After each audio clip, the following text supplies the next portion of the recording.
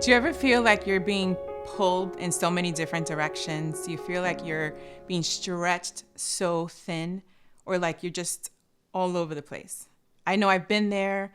I feel like that often, more often than I'd like. But I also know that stretching is good for us. We're supposed to be stretched because there's growth that happens when we're being stretched. Well, in this segment, I had talked about the winemakers and the wine back in the Old Testament days. And I mentioned that there was reasons why, there's two reasons why, that they take the wine and they pour it into a new jar or a new vessel. They pour it. And this process would keep happening for months and even years.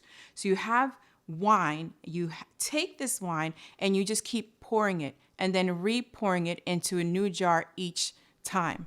Why is that? Why was that taking place? And why the process? Now, I want you to think about the many times that you've been in different positions, in different places in your life. When you've been moved from point A to point B to point C to point D, and you just kind of feel like you're just all over the place. I want you to think about that for a second.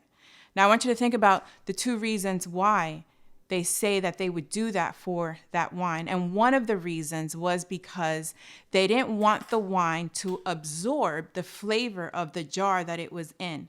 So think about whether you're at point A or point B in your life. And think about the fact that you don't like being there. And so there are times where we can't absorb. We're not supposed to absorb the flavor of that moment. We're supposed to move on. And so for that moment, while we're there, we need to be thinking about and keeping our eyes on Jesus so that we don't absorb everything else that's taking place around us.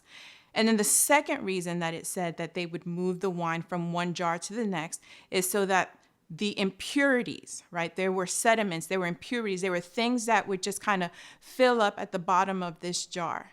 And so there are times when we're being moved from one circumstance to the next, from one direction to another direction.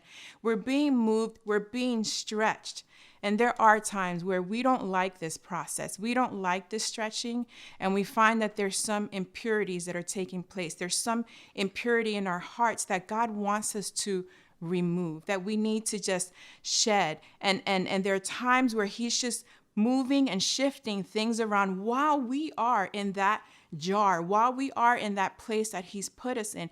It's for a reason. And so instead of us feeling sorry for ourselves, sorry for the fact that we're in this jar and we don't like this jar, I think we should look at what we get as a result of it. I think we should look at the process of it, the end result.